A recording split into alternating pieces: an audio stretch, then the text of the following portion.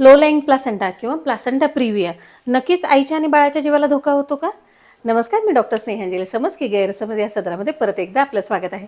समजून घेऊयात प्लासेंटा प्रिव्हिया म्हणजे काय. प्लासेंटा हे बाळाला रक्तपुरवठा करणारे एक युनिट आहे.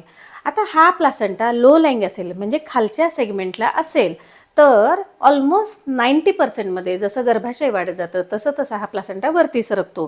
पण जिथं प्लासेंटा हा इंटरनल ऑस म्हणजेच गर्भाशयाच्या मुखाशी अटॅच असेल तर त्याला प्लासेंटा प्रिव्हिया असं म्हटलं जातं.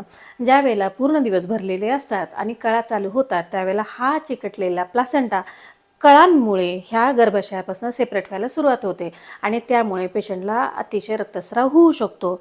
खरं तर हा पेनलेस रक्तस्राव असतो, त्यामुळे पेशंटला लवकर कळतही नाही आणि त्यामुळे मग मात्र जीवघेणी सिच्युएशन येऊ शकते.